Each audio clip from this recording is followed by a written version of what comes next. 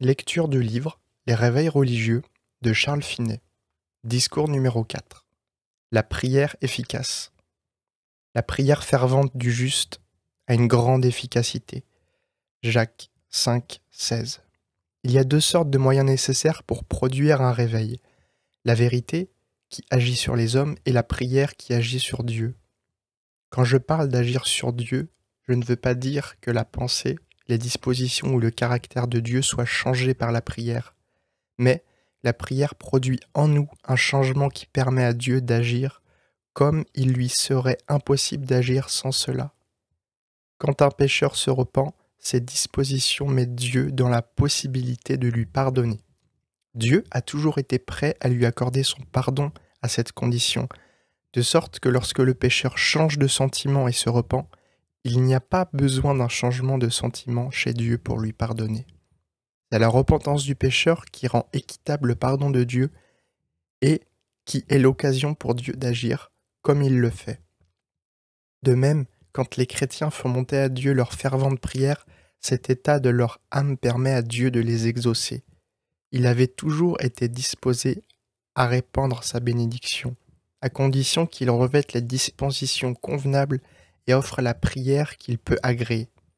La prière est un anneau essentiel dans la chaîne des causes d'un réveil. Elle est aussi essentielle que la vérité. Quelques-uns ont usé avec zèle de la vérité pour convertir les hommes et n'ont pas ajouté grande importance à la prière. Ils ont prêché et parlé et distribué des traités avec une grande ardeur. Puis, ils se sont étonnés d'avoir si peu de succès. La raison en était qu'ils oubliaient que, sans l'Esprit de Dieu, la vérité ne produira jamais à elle seule l'effet désiré, et que l'Esprit est donné en réponse à la prière. Il arrive parfois que ceux qui s'adonnent le plus à la propagation de la vérité ne sont pas ceux qui s'adonnent le plus à la prière. Ceci est toujours un malheur, car, à moins qu'eux-mêmes ou quelqu'un d'autre n'ait l'esprit de prière, la vérité seule ne fera qu'endurcir les hommes dans la pénitence. Il est probable qu'au jour du jugement, on verra que rien n'a jamais été effectué par la vérité. Quel que fût le zèle avec lequel elle était présentée, à moins qu'il n'y ait eu quelque part un esprit de prière associé à la présentation de la vérité. D'autres commettent l'erreur contraire. Ce n'est pas qu'ils attachent trop de prix à la prière, mais ils oublient que la prière à elle seule reste inefficace. Les pécheurs ne se convertissent pas par un contact direct avec le Saint-Esprit, mais par la vérité, employée comme moyen. Attendre la conversion des pécheurs par la prière seule, sans l'emploi de la vérité, c'est tenter Dieu. Je me propose 1. De montrer ce qu'est la prière efficace. 2. D'indiquer quelques-uns des caractères essentiels de la prière efficace. 3. D'indiquer quelques-unes des raisons pour lesquelles Dieu demande la prière efficace. 4. De citer quelques exemples de prière efficace. 1. Ce qu'est la prière efficace. La prière efficace, la prière qui obtient ce qu'elle demande, ne consiste pas seulement en de bons désirs. Sans aucun doute, les bons désirs sont agréables à Dieu. De tels désirs règnent dans le ciel et tous les êtres saints en sont animés. Mais ces désirs ne sont pas la prière. Les hommes peuvent les avoir comme les ont les anges et les esprits glorifiés. Mais ce n'est pas là la prière efficace. La prière qui prévaut, dont il est parlé dans notre texte, la prière qui prévaut est quelque chose de plus que cela. La prière efficace, la prière qui prévaut est celle qui obtient la bénédiction qu'elle recherche. C'est cette prière qui agit efficacement sur Dieu. L'idée même de prière efficace implique qu'elle a pour effet ce qui était son objet. 2. Caractère essentiel de la prière efficace. Je mentionnerai les caractères essentiels de la prière efficace sans pouvoir énumérer toutes les conditions qui la rendent telle. Petit 1. Il faut prier pour un objet défini. Il ne faut pas s'attendre à prier d'une manière efficace lorsqu'on prie à l'aventure, sans but précis ou défini. Parlons de la prière secrète. Bien des gens se retirent dans leur chambre, dans la solitude, seulement parce qu'ils doivent faire la prière. Le moment est venu où ils ont l'habitude de se retirer pour la prière. Ce sera le matin, ou à midi, ou à un autre moment. Mais au lieu d'avoir une chose à dire, un objet précis à l'esprit, Ils se mettent à genoux et prient pour tout ce qui se présente à leur esprit, pour tel objet qui flotte à ce moment dans leurs imaginations. Et quand ils ont terminé, ils pourraient à peine dire un mot de tout ce qu'ils ont demandé à Dieu. Ce n'est pas là la prière efficace. Que diriez-vous de quelqu'un qui voudrait agir sur le Parlement et qui dirait « Voici l'hiver, le Parlement est assemblé. C'est le moment de présenter des pétitions. » Et qui se mettrait à pétitionner sans avoir en vue aucun objet défini. Pensez-vous que de telles pétitions auraient de l'influence sur le Parlement ? Un homme doit avoir devant lui, dans sa prière, un but précis. Il ne peut prier d'une manière efficace à la fois pour une variété d'objets. L'esprit de l'homme est ainsi constitué qu'il ne peut pas fixer ses désirs avec intensité sur plusieurs choses en même temps. Tous les exemples de prière efficace que nous présente la Bible ont ce caractère, et partout où vous verrez qu'une bénédiction a été obtenue, vous verrez aussi que la prière avait été offerte en vue de l'objet défini. Petit 2. La prière, pour être efficace, doit être en accord avec la volonté révélée de Dieu. Prier pour des choses contraires à la volonté de Dieu, c'est tenter Dieu. Il y a 3 manières dont Dieu révèle aux hommes sa volonté pour les diriger dans la prière. A. Par des promesses formelles ou des prophéties de la Bible indiquant qu'il fera ou donnera telle ou telle chose. Promesses concernant des choses spéciales ou promesses générales que nous pouvons appliquer à des choses spéciales. Par exemple, il y a cette promesse générale. Quoi que ce soit que vous demandiez en priant, croyez que vous le recevez, et vous l'aurez. Marc 11, 24. B. Quelquefois Dieu révèle sa volonté au moyen de sa providence, quand il montre clairement que tel ou tel événement va avoir lieu. C'est aussi bien une révélation que s'il l'avait écrit dans sa parole. Il eût été impossible de révéler toutes choses dans la Bible, mais souvent Dieu les rend claires à ceux qui savent discerner spirituellement que c'est sa volonté d'accorder telle ou telle bénédiction. C. Dieu révèle aussi sa volonté par son esprit. Quand les enfants de Dieu ne savent pas ce qu'ils doivent demander à Dieu, qui soit conforme à sa volonté, souvent son esprit vient les instruire, là où il n'y a pas de révélation spéciale, et où la providence ne donne pas d'indice clair, et que nous ne savons pas que demander. Il nous est expressément dit que l'Esprit vient en aide à notre faiblesse et qu'il intercède par nous par des soupirs inexprimables. Romains 8, 26. On a beaucoup parlé de cette prière de la foi pour des choses qui ne sont pas révélées. On objecte que cette doctrine suppose une nouvelle révélation. Je comprends que, nouvelle ou ancienne, c'est la révélation même que l'Éternel a dit qu'il ferait. C'est tout aussi clair que si nous entendions maintenant une voix du ciel révélant que l'Esprit de Dieu aide les enfants de Dieu à prier selon sa volonté, quand eux-mêmes ne savent pas ce qu'ils doivent demander. Et celui qui sonde les cœurs connaît quelle est la pensée de l'Esprit, parce que c'est selon Dieu qu'il intercède en faveur des saints. Romains 8, 27. Il amène les chrétiens à prier précisément pour ces choses, avec des soupirs inexprimables, lorsque ni la parole ni la providence ne les rendent capables de décider, qu'ils soient remplis de l'Esprit, comme Dieu le leur demande. Il dit « Soyez remplis de l'Esprit » Éphésiens 5, 18. C'est cet esprit qui dirigea leurs pensées sur les choses que Dieu veut les accorder. Petit 3.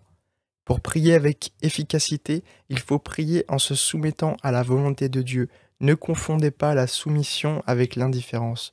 Il n'y a pas deux choses plus dissemblables. J'ai connu un homme qui arriva dans une localité où il y avait un réveil. Lui-même était froid et n'entrait pas dans l'esprit du réveil. Il n'avait nullement l'esprit de prière. Quand il entendit les frères prier comme si Dieu ne pouvait leur refuser leur demande, il fut choqué de leur hardiesse. Il ne cessait d'insister sur l'importance de prier avec soumission, mais il devint bientôt parfaitement évident que cet homme confondait la soumission avec l'indifférence. De même, ne confondez pas la soumission dans la prière avec une confiance générale que Dieu fera ce qui est bien. Il est juste d'avoir confiance en toute chose, Dieu agira bien. Mais ceci est autre chose que la soumission. Ce que j'entends par soumission dans la prière, c'est l'acquiescement à la volonté révélée de Dieu. Se soumettre à un commandement de Dieu, c'est lui obéir. Se soumettre à quelques décrets de Dieu, décrets supposables ou possibles, mais secrets, ce n'est pas là la soumission. Il est impossible de se soumettre à aucune dispensation de la providence jusqu'à ce qu'elle soit là, car jamais nous ne pouvons savoir ce que sera un événement jusqu'à ce qu'il arrive. Prenez par exemple David, lorsque son enfant était malade, était dans la détresse, il agonisait dans la prière et refusait toute consolation. Il prit la chose telle à cœur que lorsque l'enfant mourut, ses serviteurs n'osaient le lui annoncer. Cependant, aussitôt qu'il eut appris que l'enfant était mort, il mit de côté sa douleur, se leva, demanda de la nourriture et mangea et but comme de coutume. Tandis que l'enfant vivait encore, David ne savait pas quelle serait la volonté de Dieu, de sorte qu'il jeûna et pria et dit : « Qui peut dire si Dieu ne me sera pas favorable et si l'enfant ne vivra pas ?» Il ne savait rien, sinon que sa prière, son agonie, était la chose dont dépendait la vie ou la mort de son enfant. Il pensait que s'il s'humiliait et suppliait Dieu, Dieu lui épargnerait peut-être ce coup. Mais dès que la volonté de Dieu fut manifestée et que l'enfant fut mort, il plia comme un saint. Il parut non seulement acquiescer à la volonté de Dieu, mais y trouver réellement de la satisfaction. J'irai à lui, mais il ne reviendra pas à moi. 2 Samuel 12, 15 à 23. C'était là une véritable soumission. En ce cas, David raisonnait juste. Aussi longtemps qu'il n'avait pas de révélation de la volonté de Dieu, il ne savait autre chose si ce n'est que la guérison de l'enfant dépendait de sa prière. Mais quand il eut une révélation de la volonté de Dieu, il se soumit. Tant qu'on ne connaît pas sa volonté, se soumettre sans prier, c'est tenter Dieu. Que savez-vous si tel événement ne dépend pas d'une prière que vous offrirez comme il faut l'offrir ? Dans le cas d'un ami impétinent, il se peut que la condition à laquelle il sera sauvé de l'enfer soit votre prière fervente et importune en sa faveur. Petit 4. La prière efficace pour un objet implique un désir de l'obtenir proportionné à l'importance de l'objet. Lorsqu'une personne désire réellement une bénédiction, ses désirs ont une intensité proportionnée à la grandeur de la bénédiction. Les désirs de notre Seigneur Jésus-Christ, lorsqu'il priait pour une bénédiction, étaient d'une intensité étonnante, allant même jusqu'à l'agonie. Lorsque notre désir est intense, désintéressé, et que la chose n'est pas contraire à la volonté et à la providence de Dieu, il est à présumer que l'objet de notre prière nous sera accordé. Il y a 2 raisons à cela. A. La bienveillance générale de Dieu. Si l'objet est désirable en lui-même, si autant que nous pouvons le penser, ce serait un acte de la bienveillance de Dieu de nous l'accorder. Il y a une grande probabilité que nous l'obtiendrons. B. Si nous avons un désir ardent et désintéressé pour quelque chose, il est fort de présumer que c'est l'Esprit de Dieu qui suscite en nous ce désir et qui nous pousse à prier de manière à ce qu'il nous soit accordé, en réponse à notre prière. Dans un cas pareil, aucun degré d'intensité ou d'importunité de la prière n'est déplacé. Un chrétien peut aller jusqu'à Dieu et saisir sa main. Voyez Jacob, s'écriant plein d'angoisse : « Je ne te laisserai point aller que tu ne m'aies béni. » Genèse 32, 26. Dieu fut-il mécontent de sa hardiesse et de son importunité ? Nullement. Il lui a accordé de la chose qu'il lui avait demandée. Il en fut ainsi dans le cas de Moïse. Dieu lui dit : « Laisse-moi que ma colère s'enflamme contre eux, que je les détruise, et je ferai de toi une grande nation. » Exode 32, 10. Que fit Moïse ? Est-ce qu'il s'en alla, laissant Dieu agir comme il l'avait dit ? Non, son esprit se reporte sur les Égyptiens et se représente combien ils vont triompher. Pourquoi les Égyptiens diraient-ils que c'est pour leur malheur que Dieu a fait sortir les Israélites ? Moïse paraît s'emparer de la main de Dieu, déjà levée pour détourner le coup. Est-ce que Dieu le reprit en lui disant que ce n'était pas à lui de s'interposer ainsi ? Non, Il semble que Dieu se sentit incapable de rien refuser à une pareille insistance. Et ainsi Moïse se tient à la brèche et l'emporta sur Dieu.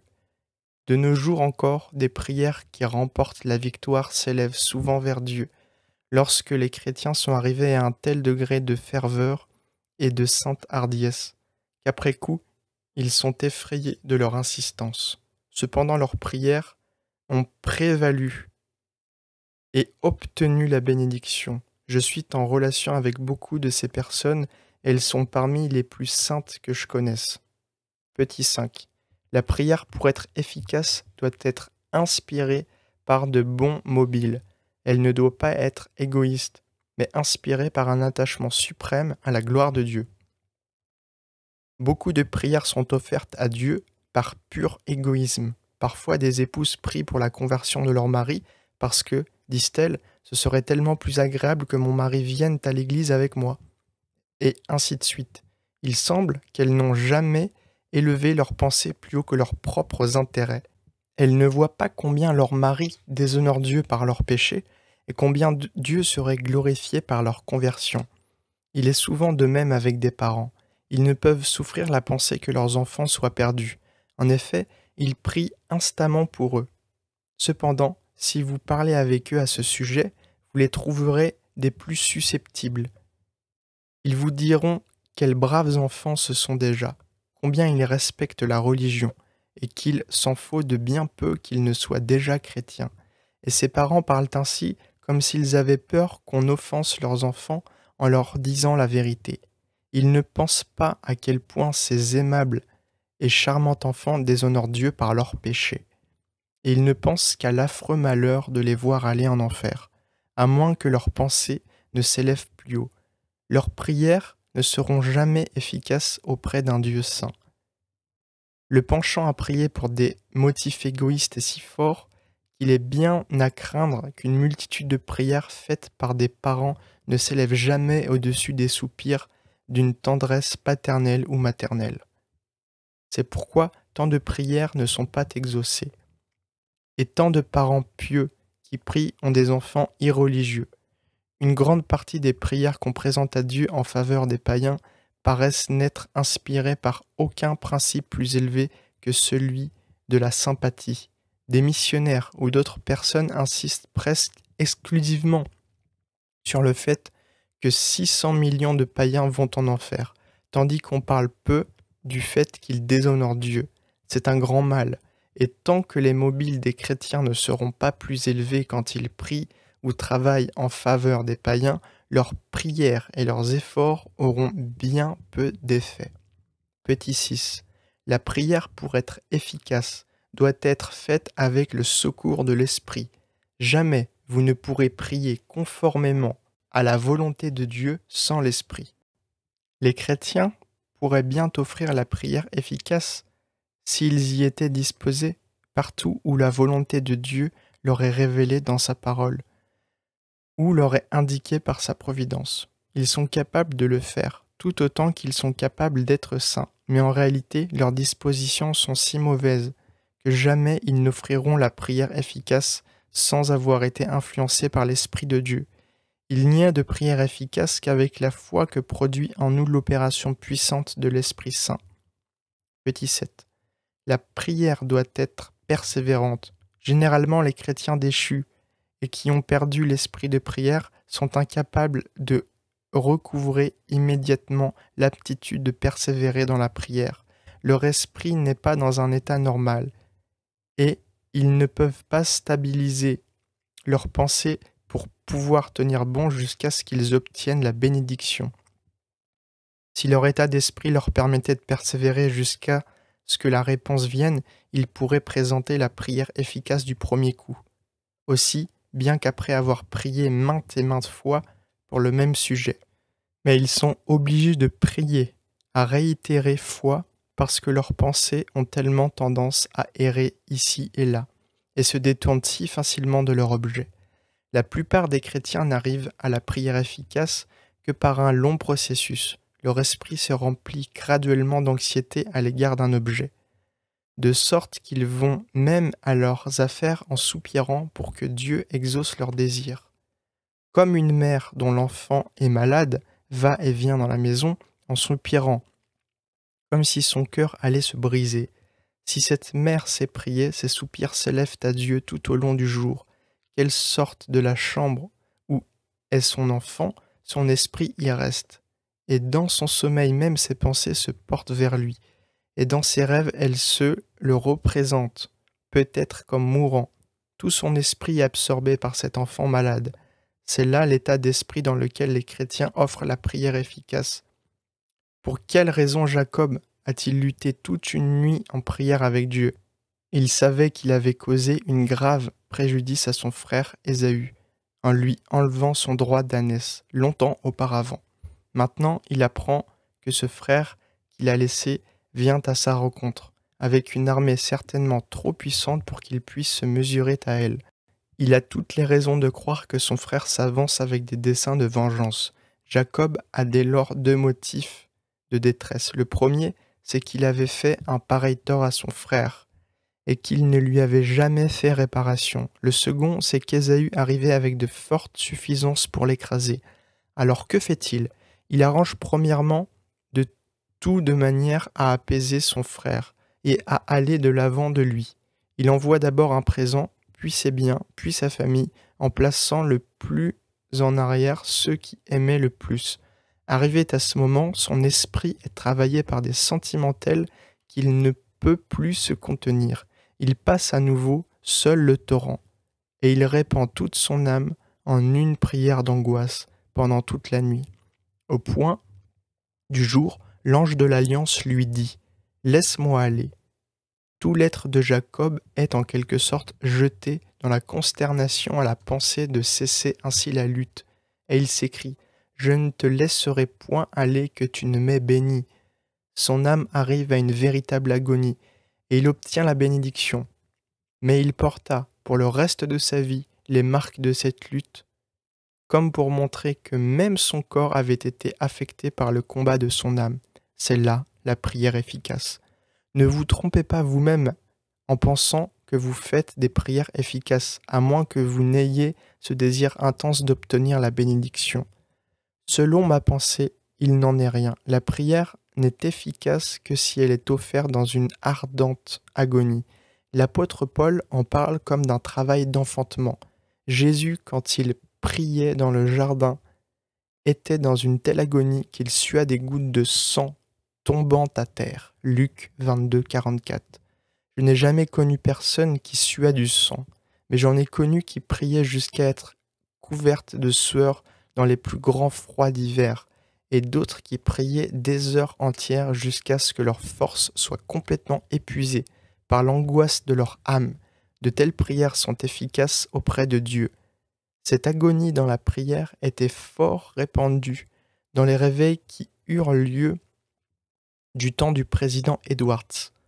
En ce temps-là, c'était une grande pierre d'achoppement pour les ennemis de ces réveils de voir des personnes prier jusqu'à ce que leur corps fût presque accablé par la puissance de leurs sentiments. Voici un passage du célèbre président Edwards, tiré de ses pensées sur le réveil, pour vous montrer que ceci n'est pas une chose nouvelle dans l'Église, mais qu'elle a toujours eu lieu partout où il y a des réveils puissants. Nous ne pouvons pas dire que Dieu ne donnera jamais à quelqu'un une vision de lui-même telle, que le corps n'en est profondément éprouvé, ou la vie même mise en danger. Des théologiens très savants et judicieux supposent que Moïse et quelques autres saints moururent d'une manière semblable. Si Dieu accroît considérablement chez l'un des siens les révélations de lui-même et l'amour pour lui, l'avantage en est intimement plus grand que le malheur qui en résulterait si la personne ainsi favorisée devait tôt après perdre la vie. Il est un genre particulier d'activité et de préoccupation de l'esprit dont beaucoup ont été puissamment saisis, et qui a été un achoppement spécial pour quelques personnes. C'est cette préoccupation et cette détresse profonde pour les âmes des autres. Il est triste d'avoir à répondre à une chose pareille. Il est admis que des hommes animés seulement d'un esprit d'humanité éprouvent une émotion profonde s'ils voient leurs semblables périr dans l'eau ou dans une maison en flammes. S'il en est ainsi, il doit être admis comme raisonnable, que si ces personnes les voient courir à un danger 10 fois plus grand, ils soient encore plus saisis. Alors pourquoi donc jugerait-on déraisonnable et sujet à caution, comme pouvant provenir d'une cause mauvaise, que des personnes soient préoccupées à l'extrême lorsqu'elles en voient d'autres en grand danger de souffrir durant l'éternité la colère du Dieu Tout-Puissant. De plus, il devrait indubitablement être admis que des chrétiens possédant à un haut degré d'esprit de Dieu, c'est-à-dire un esprit d'amour, manifestent infiniment plus d'amour et de compassion pour leurs semblables que les personnes animées seulement des sentiments humanitaires. Pourquoi trouver étrange que des chrétiens remplis de l'esprit de Christ soient, en proportion de leur amour pour les âmes, comme Christ qui avait pour elles un amour si grand qu'il consentit à boire à leur place jusqu'à la lie, la coupe de la fureur de Dieu, tandis qu'ils offraient son sang pour les âmes. Il offrit aussi, comme étant leur souverain sacrificateur, de grands cris et de larmes dans une extrême agonie, où son âme fut, pour ainsi dire, dans les douleurs d'enfantement pour les âmes des élus. C'est pourquoi il est dit, qu'en les sauvant, il verra le travail de son âme. Ésaïe 53, 11. De même que l'esprit d'amour et d'intérêt pour les âmes a été l'esprit de Christ, de même cet esprit est aussi celui de l'Église. Dès lors l'Église, en désirant et en recherchant la venue de Christ ici-bas dans les âmes des hommes, est représentée comme une femme criant dans les douleurs de l'enfantement. Apocalypse 12, 1 à 2.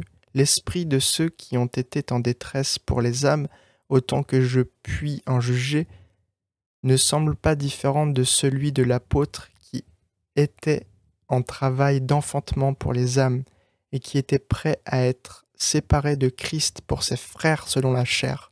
Romains 9, 3. Ni de celui du psalmiste. L'indignation me saisit à cause des méchants qui abandonnent ta loi. Psaume 119, 53. Et des ruisseaux de larmes coulent de mes yeux parce que personne n'observe ta loi. Psaume 119, 136. Il n'est pas différent non plus de celui du prophète Jérémie. Mes entrailles, la douleur me serre le cœur me bat. Je ne puis me taire, car tu as entendu, ô mon âme, le son de la trompette, le bruit du combat. Jérémie 4, 19. Voir encore chapitre 9, versets 1 et 13, 17. Et Ésaïe, chapitre 22, verset 4. Nous lisons que Mardochée, lorsqu'il vit son peuple en danger d'être détruit et anéanti, déchira ses vêtements, et prit le sac et la cendre et sortit au milieu de la ville en poussant de grands cris de douleur. Esther 4, 1. Pourquoi donc jugerait-on comme ayant perdu la raison des personnes qui ne peuvent s'empêcher de crier en considérant le malheur de ceux qui vont à la perdition éternelle? J'ai cité ces passages pour montrer que ces manifestations étaient fréquentes dans les grands réveils de ces temps-là, selon l'étendue et la profondeur de l'œuvre. Ainsi, les grands réveils en Écosse. Des multitudes étaient fréquemment accablées par leurs extrêmes agonies. Quelques-uns semblaient près d'en mourir. Petit 8. Si vous voulez prier avec efficacité, il vous faut prier beaucoup. On a dit de l'apôtre Jacques qu'après sa mort, on trouva ses genoux calleux comme ceux d'un chameau, tant il avait prié à genoux. Ah, c'était là le secret du succès de ces hommes de Dieu des premiers temps. Leurs genoux étaient calleux. Petit 9. Si vous voulez que votre prière soit efficace, il vous faut l'offrir au nom de Christ. Vous ne pouvez vous appuyer sur vos propres mérites, mais vous pouvez vous prévaloir d'un nom qui est toujours agréé. Vous savez tout ce que signifie se servir du nom d'un homme. Si vous vous présentiez à la banque avec un traité endossé par l'homme le plus riche du pays, ce serait vous couvrir de son nom.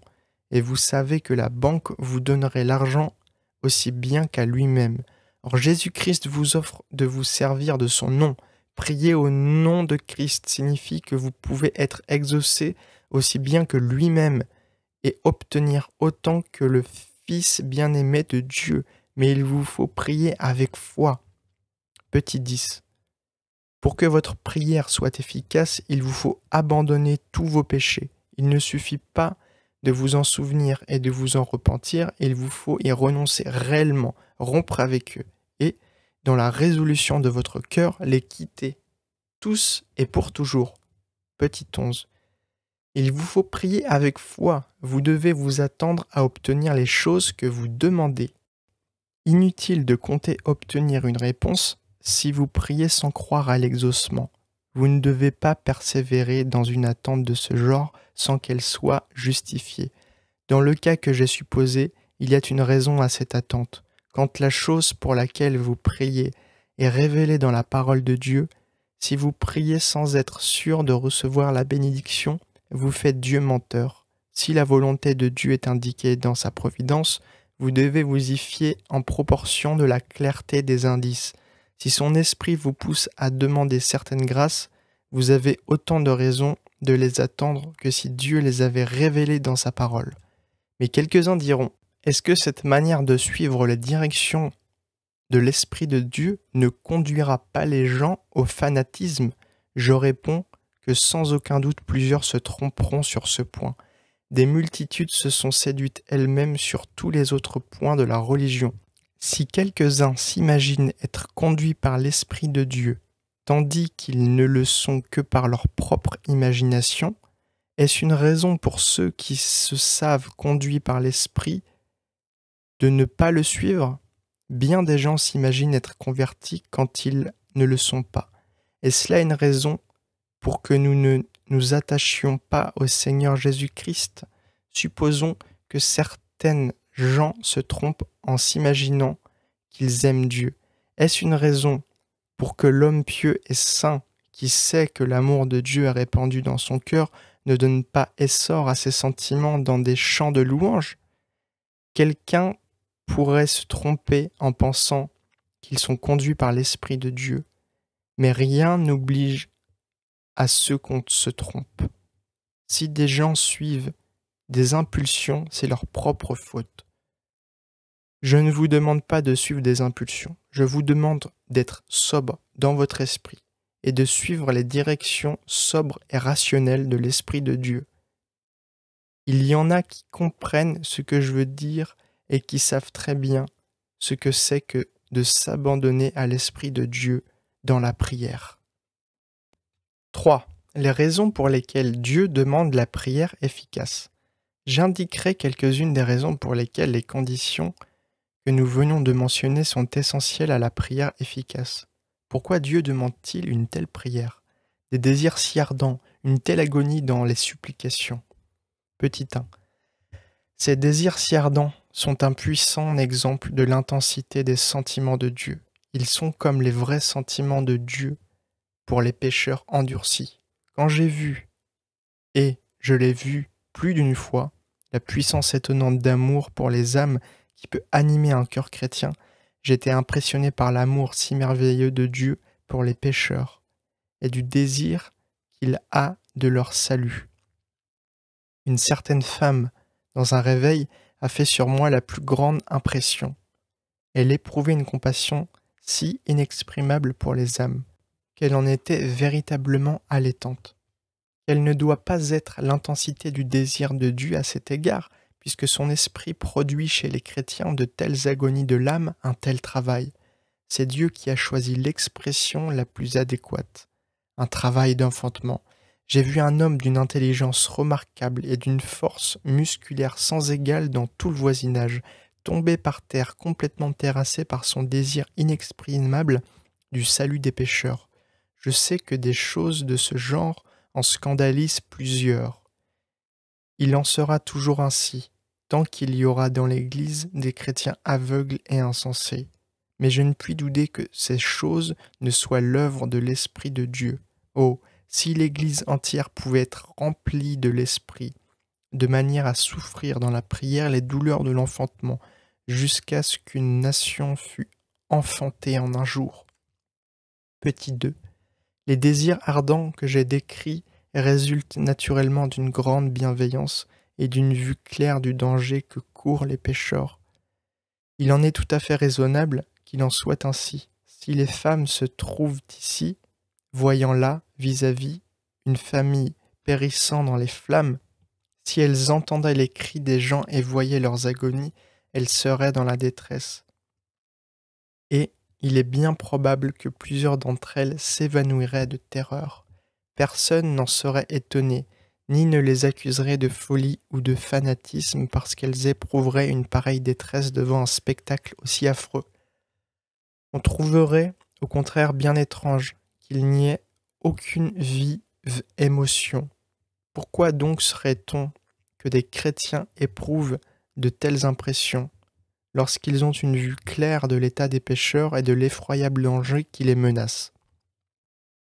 Le fait est plutôt que ceux qui n'ont jamais rien ressenti de pareil n'ont jamais eu beaucoup de bienveillance réelle, et que leur pitié doit être bien superficielle. Je ne désire pas juger avec sévérité ou parler désobligeamment, mais établir un simple fait, et on dira ce qu'on voudra. Je sais qu'une pareille piété est superficielle. Je ne parle pas dans un esprit de jugement, je dis la pure vérité. On s'étonne parfois de voir des sentiments chez des chrétiens. Pourquoi? C'est tout simplement le résultat naturel, logique et nécessaire d'une profonde piété envers Dieu et d'une grande bienveillance envers les pécheurs impénitents, à la vue du danger immense qu'ils courent. Petit 3. Quand l'âme d'un chrétien est sous un tel poids, elle doit être soulagée. Dieu roule ce poids sur l'âme de son enfant afin de l'attirer plus près de lui. Souvent les chrétiens sont si incrédules qu'ils reculent devant l'acte de foi nécessaire, jusqu'à ce que Dieu leur fasse sentir le poids dont je parle, avec une telle force qu'ils ne peuvent plus supporter et sont obligés de s'approcher de lui pour obtenir un soulagement. C'est comme pour beaucoup de pécheurs convaincus de péché. Dieu est disposé à les recevoir à l'instant, s'ils viennent à lui de tout de suite avec foi, en Jésus-Christ. Mais le pécheur ne veut pas. Il se traîne, résiste, gémit sous le poids de ses péchés, et ne veut pas se jeter dans les bras de Dieu, jusqu'à ce que le fardeau de sa culpabilité devienne si grand qu'il ne peut y tenir plus longtemps. Réduit alors en quelque sorte au désespoir et sentant qu'il est sur le point de tomber en enfer, il plonge à fond et se jette dans les bras de la miséricorde divine. Sa seule espérance, c'était son devoir de venir plus tôt. Dieu ne prenait aucun plaisir à cette détresse en elle-même. De même, quand des hommes qui professent le christianisme sont chargés du poids des âmes, souvent ils prient et prient encore, et cependant leur fardeau demeure. Leur détresse continue, parce qu'ils ne s'en sont jamais déchargés entièrement sur Dieu avec foi. Le fardeau restera donc et augmentera aussi longtemps que durera leur disposition désintéressée, à moins qu'ils ne résistent au Saint-Esprit et ne l'éteignent. Ils n'auront point de repos jusqu'à ce que finalement, poussés à l'extrémité, ils fassent un effort désespéré et roulent leur fardeau sur Jésus-Christ. Avec une confiance d'enfant, alors, ils sont soulagés. Ils sentent que l'âme pour laquelle ils priaient sera sauvée. Le fardeau a disparu et Dieu se plaît à calmer leur esprit en leur donnant la paisible assurance que la bénédiction sera accordée. Souvent, après ces combats, cette lutte dans la prière et après le soulagement qui l'a suivi, vous trouverez ces chrétiens remplis d'émotions douces et célestes. L'âme se repose en Dieu avec triomphe et se réjouit d'une joie ineffable et pleine de gloire. Quelqu'un pense-t-il que l'expérience chrétienne ne présente actuellement rien de pareil? Si j'en avais le temps, je pourrais vous signaler dans les écrits du président Edwards et dans ceux d'autres auteurs très estimés des faits et des transcriptions tout à fait semblables à ce que je viens de dire. Si vous demandez pourquoi nous ne voyons jamais de pareilles choses à New York, je vous dirai que ce n'est pas du tout que vous ayez tellement plus de lumière et soyez tellement plus sages que les chrétiens de la campagne, ni que vous ayez plus d'intelligence que la religion ou une piété plus équilibrée. Il n'en est rien. Au lieu de vous enorgueillir et de ce que vous êtes libérés de pareilles extravagances, Vous devriez vous cacher le visage à la pensée que les chrétiens de New York sont si mondains, si empesés, si fiers et si esclaves du bon ton, qu'ils sont incapables de descendre à la spiritualité dont je parle. Je souhaite qu'ils le fassent. Oh, qu'il puisse y avoir un tel esprit dans cette ville et dans cette église. Cela provoquerait des réactions, je le sais. Mais je ne m'en inquiète pas. Laissez-les dire, si bon leur semble, que les auditeurs de la chapelle de Chapman deviennent fous. Nous n'aurions point de raison de nous effrayer si nous vivions assez près de Dieu pour posséder son esprit, de manière que j'ai décrite. Petit 4. Ces effets de l'esprit de prière sur le corps ne font nullement partie de la piété, mais le corps est souvent si faible qu'il succombe sous les sentiments de l'âme. Ces manifestations ne sont pas du tout essentielles à la prière efficace, elles ne sont que le résultat naturel ou physique des grandes émotions de l'âme. Cela se voit en toute autre matière aussi bien qu'en religion.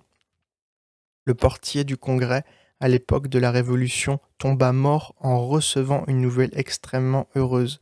Je connais une femme de Rochester qui luttait avec angoisse dans la prière pour la conversion de son gendre. Un matin, il alla à une réunion destinée aux âmes qui cherchent Dieu, et elle resta chez elle, priant pour lui. La réunion terminée, il revint converti. Elle en eut une telle joie qu'elle tomba morte sur le coup. Il n'est pas plus étrange de voir ces effets produits par la religion que par un sentiment profond quelconque. Petit 5. Une autre raison importante pour laquelle Dieu demande à la prière efficace, c'est qu'elle forme un lien étroit et une profonde sympathie entre Christ et son Église. C'est comme si Christ venait répandre dans l'Église les flots de sa bienveillance, l'entraînant à sympathiser et à travailler avec lui comme jamais. Alors les chrétiens possèdent les mêmes sentiments, les mêmes dispositions que Jésus-Christ. Ils sont remplis d'une telle compassion envers les pécheurs qu'ils ne peuvent plus se contenir. C'est ce qui arrive souvent à certains pasteurs remarquables par leur succès quand ils prêchent aux pécheurs. Ils éprouvent fréquemment une telle compassion et un tel désir débordant pour le salut des pécheurs que ces dispositions se manifestent quand ils parlent et quand ils prêchent. C'est comme si Christ parlait par eux. Les paroles tombent de leurs lèvres pleines de fraîcheur et de chaleur, comme si elles sortaient du cœur de Christ. Je ne veux pas dire qu'ils leur dictent leurs paroles, mais il existe chez eux les sentiments qui les poussent à parler ainsi. Et vous voyez un mouvement parmi les auditeurs, comme si Jésus-Christ lui-même parlait par des lèvres d'argile. Petit 6. Ce travail d'enfantement des âmes crée aussi un remarquable lien entre les chrétiens au cœur brûlant et les nouveaux convertis. Ces derniers deviennent tout particulièrement chers à ceux qui ont cet esprit de prière en leur faveur et dont l'amour est semblable à celui d'une mère pour son premier-né. Paul l'exprime admirablement lorsqu'il dit « Mes petits enfants ». Son cœur était rempli pour eux de tendresse et de chaleur. « Mes petits enfants, dit-il, pour lesquels j'éprouve de nouveau les douleurs de l'enfantement. » Il avait reculé, et il éprouve toutes les angoisses d'un père pour un enfant qui s'égare. Je suis de nouveau dans les douleurs de l'enfantement jusqu'à ce que Christ soit formé en vous. Galates 4, 19. Christ, l'espérance de la gloire. Colossiens 1, 27. J'ai souvent remarqué au cours d'un réveil à quel point ceux qui avaient l'esprit de prière aimaient les nouveaux convertis.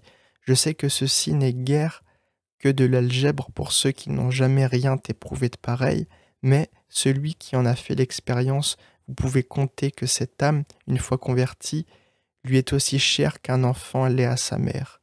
Il a été en agonie pour elle, il l'a reçue en réponse à ses prières, et il peut la présenter au Seigneur Jésus-Christ en disant « Me voici, moi et les enfants que l'Éternel m'a donnés ». Ésaïe 8, 18. Hébreux 2, 13. Petit 7. Une autre raison pour laquelle le Seigneur demande cette sorte de prière, c'est que c'est le moyen pour l'Église de se préparer, de recevoir de grandes bénédictions sans aucun dommage.